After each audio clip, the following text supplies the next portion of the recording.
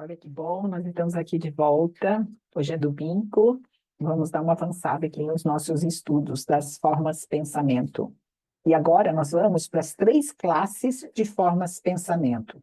Essas três classes que os autores aqui classificaram, eles separam por aquela classe em que a, a imagem adota a imagem do pensador. Então, uma das classes é a primeira, aquela que adota a imagem do pensador, a imagem mesmo, como se fosse a minha imagem. Eu vou projetar a minha imagem. Essa é uma classe. A outra é aquela que adota a imagem de um objeto material. E a terceira, aquela que adota uma forma totalmente própria, que não é copiada, vamos dizer assim, do mundo físico. Então, o primeiro que nós vamos ver é essa que adota a imagem do pensador. O que seria isso? Então, quando você pensa em você mesmo, em você mesma, em algum lugar, ou você deseja estar muito em algum lugar, em algum espaço. Você, então, quando você tem esse pensamento, você cria uma forma pensamento de si próprio, ou seja, a sua semelhança, a sua imagem, e essa imagem aparece lá, naquele local onde você desejou muito estar. Como que isso é possível comprovar? Esses clarividentes que lá estão, puderam ver, desde que, o que eles falam? Que esses clarividentes, eles têm que ter uma clarividência muito forte para ver essa forma pensamento, ou então, quem projeta, quem pensa essa forma pensamento, deve ter uma força uma força suficiente para conseguir materializar, formar essa forma de pensamento. Então, quando eu quero muito estar em algum lugar, desejo estar em algum outro lugar, eu vou usar, saindo de mim, uma certa quantidade de matéria do meu corpo mental, vou ter esse pensamento muito forte, esse desejo muito forte, e quando essa matéria sai de mim, essa imagem, ela sai minúscula, ela sai muito pequena, e aí ela vai atraindo matéria astral, se expandindo até chegar no meu destino num tamanho real, num tamanho família, vamos dizer assim. Interessante isso, né? E os clarividentes conseguiram comprovar essa aparição dessas formas pensamentos, a imagem das pessoas que emitiram aquele pensamento. A segunda classe, então, é aquela que adota a imagem de um objeto material. Então, assim, quando uma pessoa pensa no seu amigo, por exemplo, ele vai formar no seu campo mental uma imagem minúscula do formato dessa pessoa, que vai se exteriorizar e vai flutuar suspensa no campo da pessoa que está pensando no amigo. Da mesma forma, se nós pensarmos num objeto, nós pensarmos numa sala, nós pensarmos numa casa, nós pensarmos numa paisagem, essas imagens são construídas, são formadas no corpo mental e depois são exteriorizadas. Então, vocês podem imaginar que um pintor, quando vai fazer um projeto, um projetista, um escritor com seus personagens, todos esses indivíduos, eles vão primeiramente formar no seu campo mental essas imagens minúsculas que vão ficar suspensas, flutuando ao redor da pessoa. E à medida que são direcionadas para algum lugar, essas formas de pensamento se dirigem àquele local das quais nós estamos aqui dirigindo os nossos pensamentos. E todos esses exemplos que eu estou dando aqui constam no livro e puderam ser vistas pelos clarividentes. Eles falam, os autores falam que escritores, romancistas, dizem, eu estou fazendo um romance e os personagens criaram vida própria e eu tive que mudar porque os personagens, eu pensei em uma coisa, mas os personagens tomaram vida própria e eu tive que traçar um outro rumo. E eles falam assim que isso, eles não sabem o quanto isso é verdade, que muitas vezes, como o escritor, ele já vai estar lá formando esses personagens, pensando nesses personagens, eles se criam mesmo nessas imagens e ficam ali à volta do autor, e no campo mental do autor. E essas formas de pensamentos, muitas vezes, os espíritos brincalhões tomam conta simplesmente pelo desejo de brincar, né? Ou ainda, ele cita assim, ó, nos livros, eles falam assim, ou ainda, romancistas desencarnados que acompanham o escritor encarnado, eles querem dar opinião sobre o enredo ou sobre os personagens, então eles próprios encarnam esses personagens, essas formas de pensamento, para encontrar uma forma de sugestionar o autor, o próprio autor encarnado. Olha só que coisa interessante, né?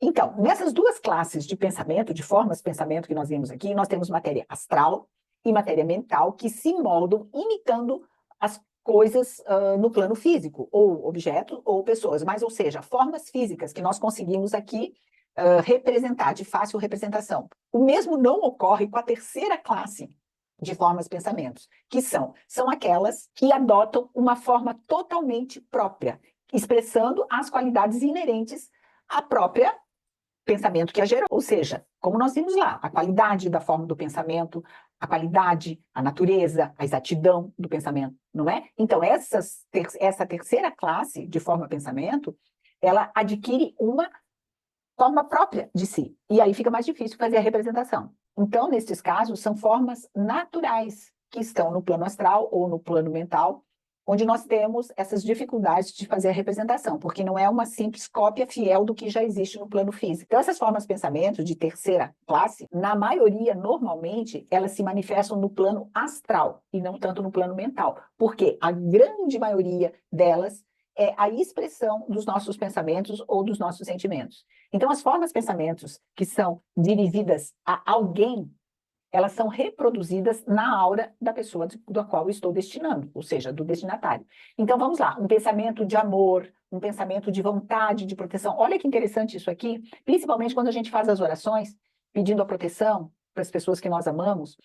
Olha o que os autores relatam para nós em relação ao que nós criamos quando nós dirigimos um pensamento de amor. Então, um pensamento de amor, de vontade de proteção para o ser amado, chega até a pessoa imaginada e permanece em sua aura como um agente de proteção, um agente de defesa. E ela fica lá buscando todas as oportunidades para servir, para defender.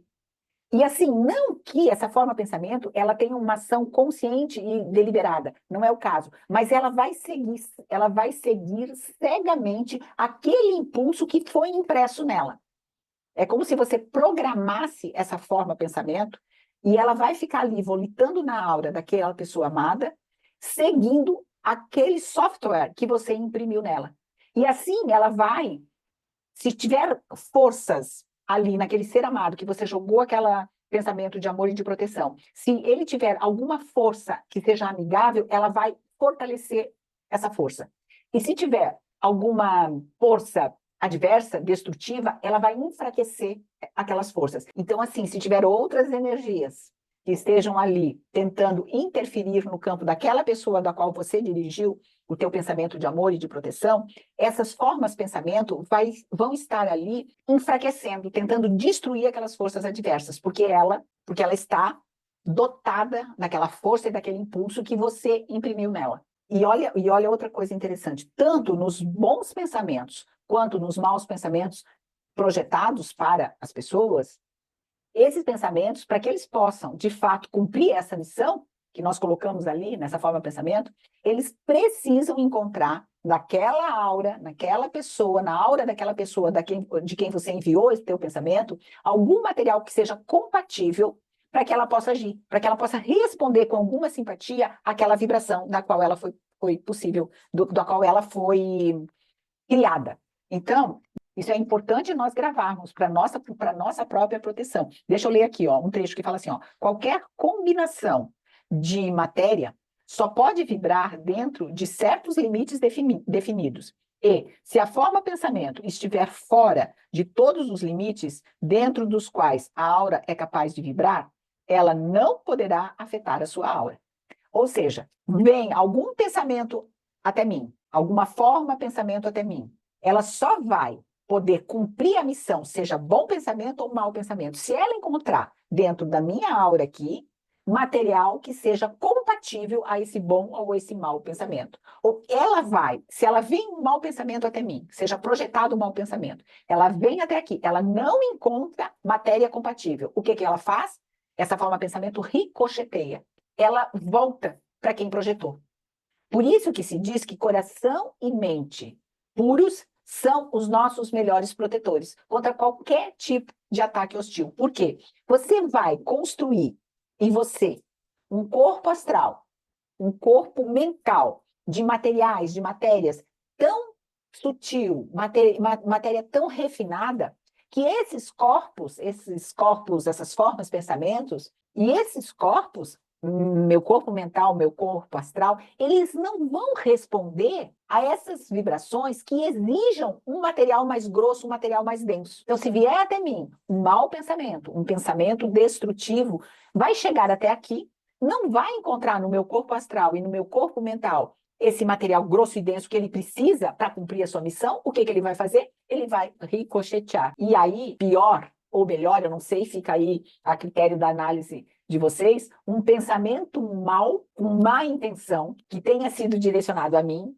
chega aqui e vai ricochetear e vai ser atirado de volta com toda a sua energia. Ele pega a mesma linha magnética que veio e vai direto para aquele que projetou. E essa pessoa que projetou esse pensamento mal, com essa má intenção, com certeza ele tem no seu corpo astral e no seu corpo mental uma matéria igual, afinal foi ele que produziu.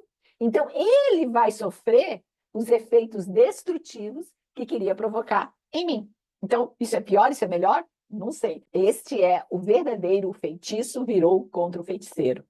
Então, o que é importante, eu acho, nós deixarmos aqui gravado na nossa mente, qual a melhor forma de proteção contra essas formas, pensamentos maldosas que queiram nos destruir, essas formas, pensamento que queiram nos atacar, que sejam hostis em relação a nós. A nossa melhor proteção é nós cuidarmos do nosso corpo astral, cuidarmos do nosso corpo mental, de termos os mais elevados pensamentos, para que esses corpos se sutilizem gradualmente de forma a não fazer mais essa ressonância com essas formas, pensamentos que exijam esse material grosso, esse material mais denso.